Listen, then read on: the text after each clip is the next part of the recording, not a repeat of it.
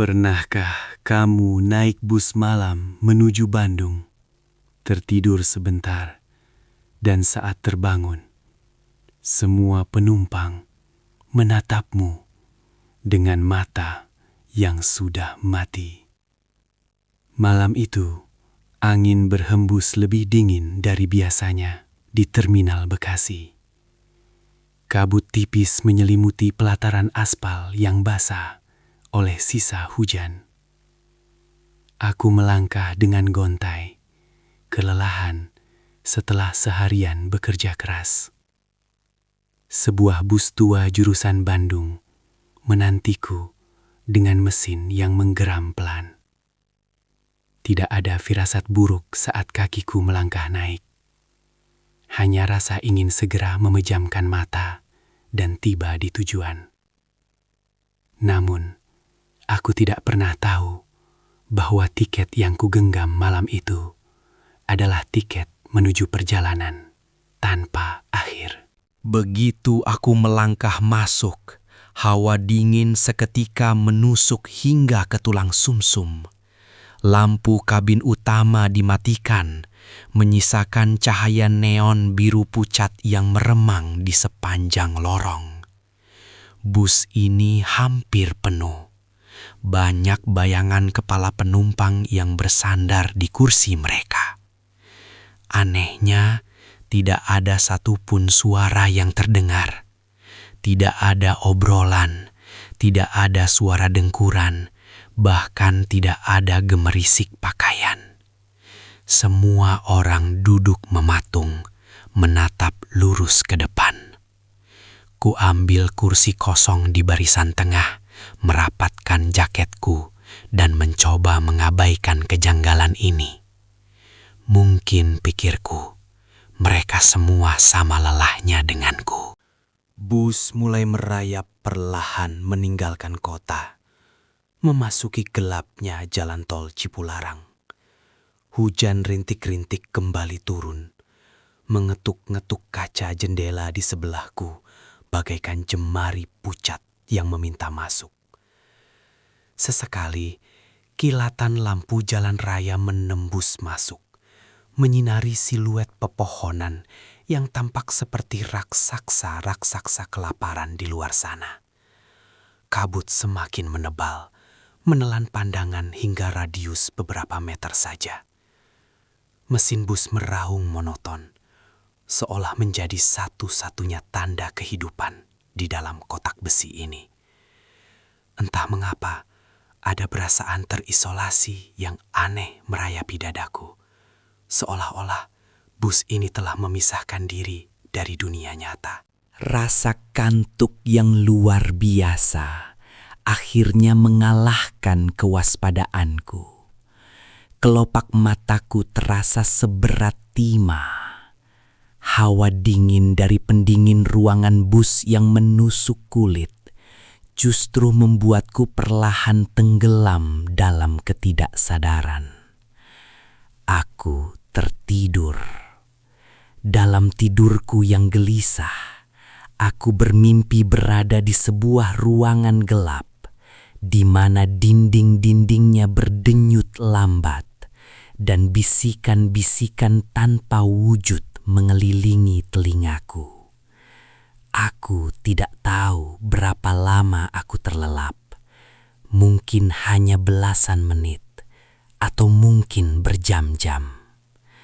Namun, sebuah sentakan kecil dari bus yang melewati lubang jalan memaksaku untuk membuka mata kembali pada kenyataan yang jauh lebih mengerikan daripada mimpiku. Aku terbangun dengan napas memburu, seolah baru saja ditarik paksa dari dasar lautan. Bus melaju dengan sangat tenang, terlalu tenang. Kegelapan di dalam kabin terasa semakin pekat, seakan cahaya di luar sana enggan menembus masuk melalui kaca jendela. Hal pertama yang kusadari adalah suhunya. Dinginnya tidak lagi terasa seperti pendingin ruangan buatan, melainkan hawa dingin yang membekukan jiwa, seperti hawa dari ruang penyimpanan mayat. Aku mengusap wajahku yang basah oleh keringat dingin. Saat pandanganku mulai menyesuaikan diri dengan kegelapan, sesuatu yang ganjil mulai menyentuh indera penciumanku. Bau itu merayap masuk secara perlahan. Awalnya hanya samar-samar, seperti wangi bunga melati tua yang menyengat, wangi yang sering tercium di pemakaman saat senja. Namun, aroma bunga itu segera tertimpa oleh sesuatu yang jauh lebih busuk. Bau anyir darah, besi berkarat, dan daging yang mulai membusuk, menyatu menjadi kombinasi yang memualkan perut. Aku menutup hidung dan mulutku dengan kerai jaket, berusaha bernapas seringan mungkin. Pandanganku menyapu ke sekeliling kabin. Dari mana asalnya bau menjijikan ini? Apakah ada binatang yang mati di ruang bagasi? Ataukah bau ini berasal dari dalam bus itu sendiri? Di tengah kebingungan dan rasa mual itu, kesadaranku menangkap sesuatu yang membuat jantungku nyaris berhenti berdetak. Keheningan absolut. Manusia yang tidur seharusnya menghasilkan suara sekecil apapun. Suara napas yang teratur, dengkuran halus, atau gerakan tubuh yang mencari posisi nyaman. Namun di sini, di bus yang mengangkut puluhan orang ini, tidak ada satu pun suara manusia. Aku menajamkan pendengaranku hingga batas maksimal, mencoba memisahkan suara dengung mesin dengan suara kehidupan di dalam kabin. Hasilnya nihil. Hanya ada keheningan yang kosong, hampa, dan menyayat hati yang menyelimuti kami semua. Karena rasa penasaran yang akhirnya mengalahkan rasa takut, aku memberanikan diri untuk melirik penumpang yang duduk di seberang lorong, di sebelah kananku. Dia seorang pria paruh baya yang sedari tadi menyandarkan kepalanya ke jendela. Kuperhatikan tubuhnya lekat-lekat. Kuperhatikan lipatan kemejanya. Kuperhatikan dadanya. 1 detik berlalu. 2 detik. 10 detik berlalu tanpa ampun. Tidak ada gerakan. Dadanya tidak naik turun sama sekali. Pria itu sama sekali tidak bernapas. Aku menelan ludah yang terasa bagaikan duri tajam di tenggorokan. Mungkin tebakanku salah, pikirku mencoba menghibur diri yang mulai dilanda kepanikan. Aku perlahan bangkit dari sandaran kursi, memanjangkan leher untuk melihat secara langsung penumpang di barisan depan.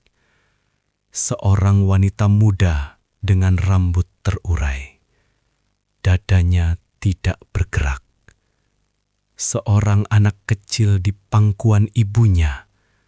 Keduanya mematung layaknya patung lilin, tidak bernafas. Kepanikanku kini memuncak. Nafasku sendiri kini menderu kencang di tengah puluhan raga yang membeku. Cahaya temaram menyingkap warna kulit mereka yang sebenarnya. Putih pucat, keabu-abuan, sama sekali tanpa aliran darah di baliknya. Bibir-bibir mereka membiru kaku. Mereka semua bukanlah manusia yang hidup. Aku terjebak di dalam keranda besi yang melaju kencang. Tubuhku kini gemetar hebat tak terkendali. Jika semua penumpang di barisan belakang ini adalah jasad tanpa nyawa, lalu siapa atau apa yang sedang mengemudikan bus ini di depan sana? Mataku tertuju pada sosok di balik kemudi di ujung depan. Siluet gelap yang tampak sangat besar dan kaku.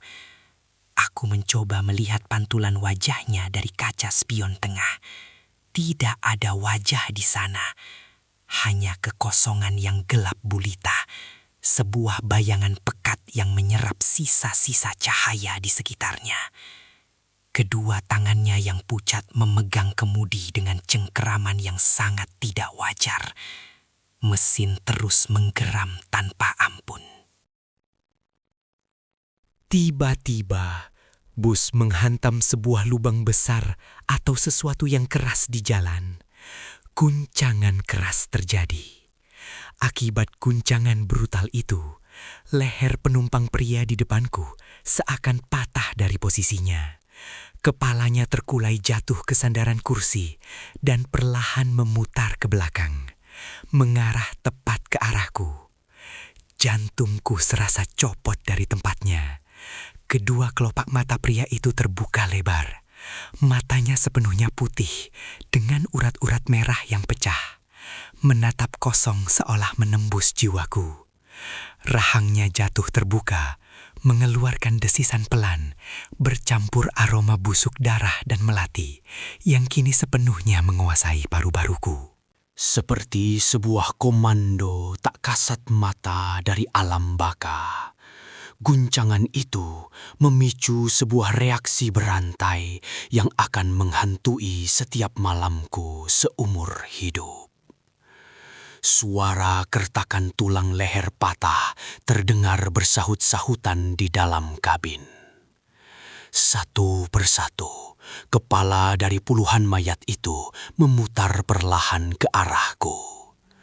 Barisan depan, barisan tengah, hingga barisan paling belakang. Pria, wanita, anak-anak, semuanya kini mengarahkan wajah pucat mereka kepadaku. Mata-mata mati yang tak berkedip itu seolah menghakimiku, menuntut jiwaku untuk ikut bergabung dalam kesunyian abadi mereka. Aku membeku, tak mampu menggerakkan satupun otot di tubuhku. Insting bertahan hidupku akhirnya meledak, menghancurkan rasa kaku di sekujur tubuhku. Aku membuka mulut selebar mungkin untuk berteriak minta tolong, namun pita suaraku lumpuh. Tenggorokanku terlalu kering oleh ketakutan yang mencekik nafasku. Dengan sisa tenaga yang kumiliki, aku berdiri dan memukul-mukul kaca jendela bus dengan kedua kepalan tanganku. Kaca itu terasa sangat tebal, sangat dingin, dan keras bagaikan dinding baja yang mustahil ditembus. Aku mencari palu pemecah kaca di sudut darurat, namun tempat itu kosong melompong. Mereka semua masih diam menatapku tanpa suara, seolah mengejek keputusasaanku yang menyedihkan.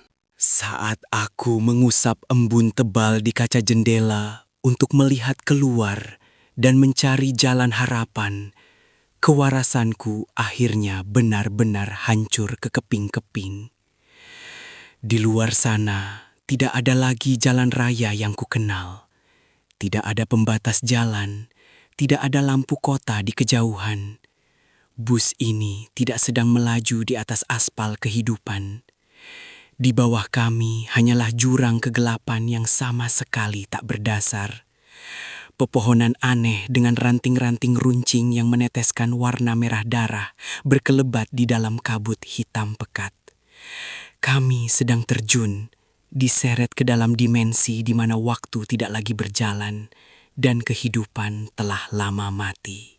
Namaku Arya, dan ini adalah pesan terakhir yang entah bagaimana bisa bergema dari dunia yang tak lagi memiliki setitik pun cahaya terang. Jika suatu malam nanti kau berada di terminal yang sepi, berdiri kedinginan menunggu angkutan, dan melihat sebuah bus tua dengan penumpang yang duduk terlalu tenang di dalamnya. Mundurlah, jangan pernah melangkah naik. Bus malam jurusan Bekasi menuju Bandung itu tidak pernah terdaftar dalam jadwal keberangkatan manapun dan tidak akan pernah tiba di tujuan yang kau harapkan. Aku kini telah menjadi salah satu dari mereka, duduk terdiam di sudut kegelapan, menunggu untuk selama-lamanya.